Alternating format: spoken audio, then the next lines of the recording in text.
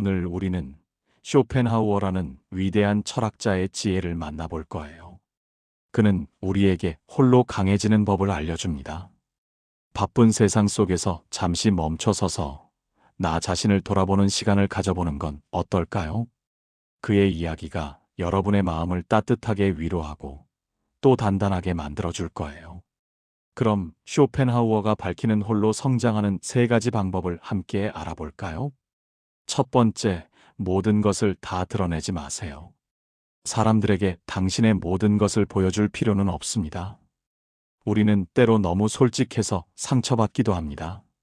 진심을 다했지만 돌아오는 것은 실망일 때도 있죠. 쇼펜하우어는 세상이 그렇게 따뜻한 곳만은 아니라고 말했어요. 냉정하게 들릴지 몰라도 이게 현실일 때가 많습니다. 당신의 약점은 언젠가 당신을 공격하는 무기가 될 수도 있습니다. 당신의 고민이나 깊은 감정들을 모두에게 털어놓을 필요는 없어요. 사람들은 당신이 생각하는 것만큼 당신에게 큰 관심이 없을 수도 있습니다. 각자의 삶에 바쁘기 때문이죠. 그러니 당신의 소중한 내면은 당신만의 성으로 남겨두세요. 함부로 드러내지 않고 잘 지키는 것이 진정으로 강해지는 첫걸음입니다. 진정으로 신뢰할 수 있는 극소수의 사람에게만 당신의 진심을 나누세요. 그렇게 분별하는 지혜가 중요합니다. 쇼펜하우어의 이러한 가르침은 그의 개인적인 경험에서 비롯된 것이기도 합니다. 그는 젊은 시절 아버지의 죽음을 목격하며 세상의 냉혹함을 뼈저리게 느꼈습니다. 사업가였던 그의 아버지는 주변 사람들을 믿었지만 그 믿음은 결국 배신으로 돌아왔죠. 이 사건은 어린 쇼펜하우어에게 깊은 상처를 남겼고 그는 평생 사람들과의 관계에 대한 회의적인 시각을 갖게 되었습니다. 그는 인간 본연의 이기심을 날카롭게 꿰뚫어 보았고 이러한 통찰을 바탕으로 자신을 보호하는 방법을 강조했습니다. 모든 사람에게 마음을 열기보다는 신중하게 관계를 맺고 자신의 내면을 지키는 것이 중요하다는 메시지를 던진 것입니다. 현대 사회를 살아가는 우리에게도 이 메시지는 여전히 유효합니다. 온라인 공간에서는 누구나 쉽게 자신의 감정과 생각을 드러낼 수 있지만 그만큼 상처받기도 쉬운 세상이니까요. 그러니 당신의 감정을 함부로 노출하지 않는 지혜가 필요합니다. 당신의 가장 깊은 곳에 있는 생각이나 감정은 당신만의 소중한 보물로 간직하세요. 그것이 당신을 더욱 강하고 흔들리지 않는 사람으로 만들 것입니다. 두 번째, 고독을 두려워하지 말고 즐기세요. 많은 사람들은 혼자 있는 것을 외롭다고 생각합니다. 하지만 쇼펜하우어는 고독이 약점이 아니라 진정한 힘이라고 말합니다. 혼자 있는 시간을 견디지 못하면 결국 다른 사람에게 의존하게 돼요. 타인의 시선이나 평가에 흔들리게 되죠. 하지만 고독 속에서 자신을 발견하는 사람은 누구에게도 흔들리지 않습니다. 그는 평생 고독을 선택했어요. 결혼도 하지 않았고 소수의 친구만을 두었으며 대부분의 시간을 혼자 책을 읽고 사색하며 보냈습니다. 사람들은 그를 괴짜라고 불렀지만 그의 철학은 수많은 사람들에게 영감을 주었죠. 그는 침묵을 사랑했어요. 혼자 조용히 생각하는 시간을 통해 깊은 통찰을 얻었습니다. 침묵은 창조의 어머니라고도 불렀죠. 우리는 혼자 있을 때 비로소 진정한 자신과 만날 수 있습니다. 내면의 목소리에 귀 기울일 수 있게 됩니다. 혼자 있는 시간이 두려워 스마트폰만 보고 있지는 않나요? 침묵 속에서 당신은 진정으로 무엇을 원하는지, 어디로 가고 싶은지 알 수 있을 거예요. 고독은 자유입니다. 혼자 있는 시간을 통해 자신을 알아가고 더 단단해지는 시간을 가지세요. 현대 사회는 끊임없이 우리에게 연결을 강요합니다. SNS를 통해 다른 사람들과 소통하고 실시간으로 정보를 공유하며 단절되는 순간을 두려워하게 만들죠. 하지만 쇼펜하우어는 진정한 성장은 고독 속에서 이루어진다고 강조했습니다. 그는 매일 아침 혼자 산책하며 사색에 잠겼고 오후에는 책을 읽고 글을 썼으며 저녁에는 조용히 음악을 들었습니다. 이러한 고독한 루틴 속에서 그의 위대한 철학이 탄생했습니다. 사람들은 그의 삶을 외롭다고 평가했지만 쇼펜하우어는 결코 외롭지 않았습니다. 그는 자기 자신과 가장 깊은 대화를 나누고 있었기 때문이죠. 그는 외로움과 고독의 차이를 명확히 구분했습니다. 외로움은 타인이 없어서 느끼는 결핍이지만 고독은 자신이 있어서 느끼는 충만함이라고 말이죠. 혼자 있을 때 불안하고 초조하다면 그것은 아직 자기 자신과 충분히 친해지지 못했기 때문일 수 있습니다.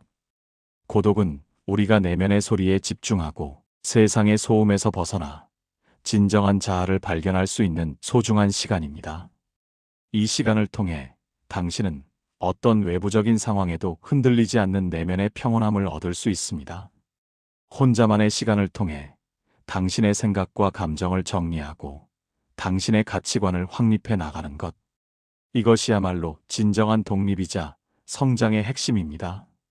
처음에는 어색하고 불편할 수 있지만 꾸준히 연습하면 고독이 당신에게 주는 깊은 위로와 평화로움을 경험하게 될 것입니다. 세 번째, 타인의 시선에서 자유로워지세요. 우리는 다른 사람의 평가나 인정에 너무 많은 신경을 씁니다. SNS의 좋아요, 개수로 자신의 가치를 판단하기도 하죠. 하지만 쇼펜하우어는 말합니다.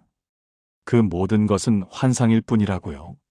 진정한 가치는 당신 내면에 있습니다. 당신이 혼자 있을 때 무엇을 생각하는지, 아무도 보지 않을 때 어떤 선택을 하는지, 누구의 평가도 없을 때 어떻게 행동하는지, 그것이 바로 당신의 진짜 모습입니다. 그리고 그 진짜 모습을 함부로 드러내지 않는 것이 현명합니다. 타인의 시선에서 자유로워지는 것은 쉽지 않습니다. 하지만 쇼펜하우어는 평범한 사람들의 의견은 소음일 뿐이라고 했습니다. 귀 기울일 가치가 없다는 뜻이죠. 자신만의 기준을 세우세요. 다른 사람들이 좋다고 하는 것을 무작정 따라가지 마세요. 당신이 진정으로 원하는 것이 무엇인지 스스로에게 물어보세요. 타인의 인정을 구하기보다 자기 자신에게 정직하고 진정한 가치를 추구하는 것이 중요합니다. 그래야 흔들리지 않는 삶을 살 수 있습니다. 당신의 가치는 타인의 인정으로 결정되지 않아요. 진정한 힘은 타인의 시선에서 벗어나 온전히 자신만의 길을 걸을 수 있는 능력에서 나옵니다. 쇼펜하우어는 평생 동안 학계의 주류와 다른 길을 걸었습니다. 당시 독일 학계는 헤겔의 철학이 지배적이었고 쇼펜하우어의 사상은 이단으로 취급받았죠. 그는 대학 교수직을 얻지 못했고 그의 책은 출간 당시 거의 팔리지 않았습니다.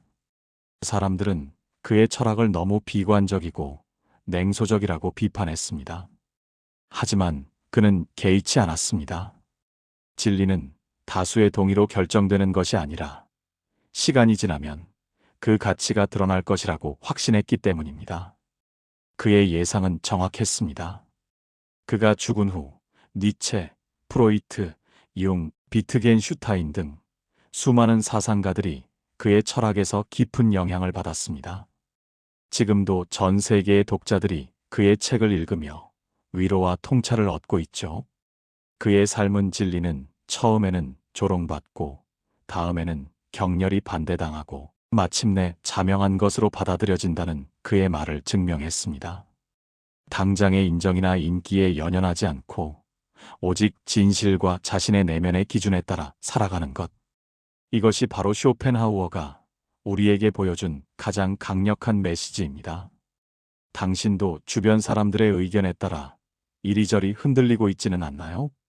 SNS의 좋아요나 댓글 수로 자신의 가치를 판단하고 있지는 않나요? 타인의 시선을 의식해서 진짜 하고 싶은 일을 포기하고 있지는 않나요? 만약 그렇다면 지금이 바로 쇼펜하우어의 지혜를 빌려 당신의 삶을 다시 정립할 때입니다. 쇼펜하우어처럼 극단적으로 고립될 필요는 없습니다. 그처럼 결혼하지 않고 소수의 친구만 두어야 한다는 뜻이 아닙니다. 하지만 그의 정신만큼은 배울 필요가 있습니다. 자신의 내면에 확고한 기준을 세우고 타인의 평가에 좌우되지 않으며 진정한 가치를 추구하는 것. 그는 외롭지 않았습니다. 왜냐하면 자기 자신과 깊은 대화를 나누고 있었으니까요. 그는 불행하지 않았습니다. 왜냐하면 자신이 진정으로 원하는 삶을 살고 있었으니까요. 그는 실패하지 않았습니다. 왜냐하면 역사가 그의 승리를 증명했으니까요. 당신도 할 수 있습니다. 타인의 시선에서 자유로워질 수 있습니다. 자신만의 기준으로 삶을 평가할 수 있습니다. 진정한 의미에서 독립적인 사람이 될 수 있습니다. 단, 한 가지 조건이 있습니다. 고독을 견딜 수 있어야 합니다. 왜냐하면 다수와 다른 길을 걷는다는 것은 필연적으로 외로움을 동반하기 때문입니다. 하지만 쇼펜하우어는 말합니다. 그 고독이야말로 진정한 자유의 시작이다. 세상은 당신의 편이 아닙니다. 하지만 당신은 당신의 편이 될 수 있습니다. 그리고 그것만으로도 충분합니다. 당신은 마지막으로 언제 진정한 침묵을 경험했습니까? 스마트폰도 없이, TV도 없이, 음악도 없이, 오직 당신 자신과만 마주한 시간. 대부분의 사람들은 이런 질문에 답하지 못합니다. 왜냐하면 우리는 침묵을 두려워하기 때문입니다. 쇼펜하우어는 이것을 정확히 꿰뚫어 봤습니다. 사람들이 소음을 찾는 이유는 단 하나다. 자기 자신과 만나는 것이 두렵기 때문이다. 생각해 보십시오. 엘리베이터를 타면 즉시 스마트폰을 꺼냅니다. 버스 정류장에서 기다릴 때도 마찬가지입니다. 심지어 화장실에서조차 휴대폰을 봅니다. 왜일까요? 단 1분의 침묵도 견디기 힘들기 때문입니다. 그 침묵 속에서 우리는 자신과 마주하게 됩니다. 그리고 그것이 불편합니다. 나는 지금 뭘 하고 있는가? 내 인생은 어디로 가고 있는가? 나는 정말 행복한가? 이런 질문들이 떠오르기 시작합니다. 그래서 우리는 도망칩니다. 소음 속으로, 사람들 속으로, 끊임없는 자극 속으로. 쇼펜하우어는 정반대의 길을 걸었습니다. 그는 침묵을 사랑했습니다. 하루 중 대부분의 시간을 혼자 보냈습니다. 말없이 생각에 잠겼습니다. 사람들은 물었습니다. 외롭지 않으세요? 그는 대답했습니다. 외로움과 고독은 다릅니다. 외로움은 타인이 없어서 느끼는 결핍이고, 고독은 자신이 있어서 느끼는 충만함입니다. 깊은 통찰입니다. 외로운 사람은 누군가를 찾습니다. 하지만 고독한 사람은 이미 충분합니다. 외로운 사람은 텅 빈 느낌을 받습니다. 하지만 고독한 사람은 가득 찬 느낌을 받습니다. 그 차이는 어디서 올까요? 자기 자신과의 관계입니다. 쇼펜하우어는 매일 아침 같은 시간에 일어났습니다. 새벽 5시였습니다. 아무도 없는 고요한 시간. 그는 그 시간을 사랑했습니다. 왜냐하면 세상이 아직 잠들어 있을 때 그는 가장 깨어 있었기 때문입니다. 그 시간에 그는 글을 썼습니다. 의지와 표상으로서의 세계. 그의 대표작입니다. 이 책은 새벽의 침묵 속에서 탄생했습니다. 만약 그가 사람들 속에서 시끄럽게 지냈다면, 만약 그가 끊임없이 사교 모임에 참석했다면, 만약 그가 타인의 의견에 귀 기울였다면, 이 위대한 철학서는 세상에 나오지 못했을 겁니다. 침묵은 창조의 어머니입니다. 모든 위대한 작품은 침묵 속에서 태어났습니다. 모차르트는 혼자 있을 때 영감을 받았습니다. 아인슈타인은 산책하며 혼자 생각할 때 돌파구를 찾았습니다. 스티브 잡스는 명상을 통해 명료함을 얻었습니다. 침묵은 단순히 조용한 상태가 아닙니다. 그것은 내면의 목소리를 들을 수 있는 상태입니다. 우리는 하루 종일 타인의 목소리를 듣습니다. 상사의 지시, 친구의 조언, 미디어의 메시지, 광고의 유혹, 그 모든 소음 속에서 정작 우리 자신의 목소리는 묻혀버립니다. 쇼펜하우어는 이렇게 말했습니다. 세상의 소음을 차단하라. 그래야 내면의 소리를 들을 수 있다. 하지만 현대인들은 이것을 두려워합니다. 왜일까요? 내면의 목소리가 불편한 진실을 말할 수도 있기 때문입니다. 너는 지금 네가 원하는 삶을 살고 있지 않아. 너는 남의 기대에 맞춰 살고 있어. 너는 진짜 내 모습을 숨기고 있어. 이런 목소리를 듣고 싶지 않습니다. 그래서 소음 속으로 도망칩니다. 하지만 도망친다고 진실이 사라지는 것은 아닙니다. 오히려 그것은 더 깊이 박혀둡니다. 그리고 언젠가 폭발합니다. 쇼펜하우어가 관찰한 바에 따르면 대부분의 사람들은 40대에 이르러서야 이 문제와 마주합니다. 중년의 위기라고 부르는 것. 갑자기 이런 질문들이 밀려옵니다. 나는 지금까지 뭘 한 거지? 이게 내가 원했던 삶인가? 남은 인생을 이대로 살아야 하나? 하지만 이미 늦었다고 느껴질 수 있습니다. 가족이 있고, 직장이 있고, 책임이 있습니다. 쉽게 바꿀 수 없습니다. 그래서 많은 사람들이 절망합니다. 쇼펜하우어는 이것을 예방할 방법을 알고 있었습니다. 침묵 속에서 자신과 정기적으로 대화하는 것. 하루에 단 30분이라도 좋습니다.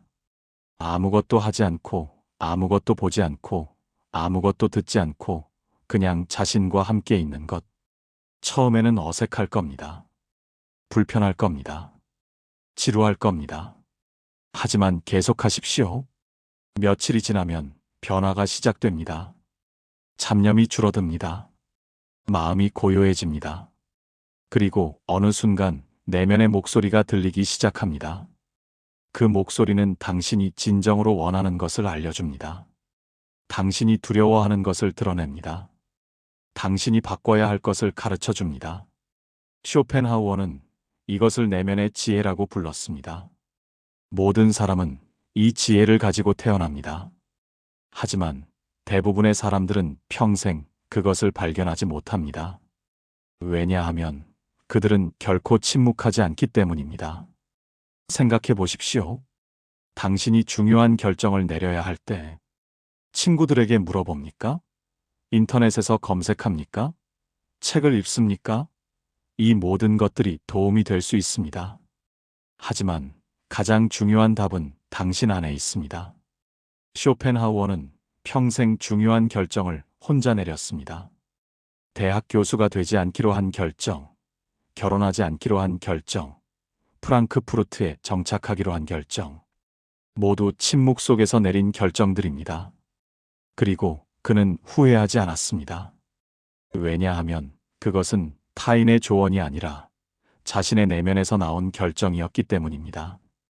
당신도 할 수 있습니다. 오늘부터 시작하십시오. 아침에 일어나자마자 스마트폰을 보지 마십시오. 최소한 30분은 침묵 속에서 보내십시오. 처음에는 힘들 겁니다.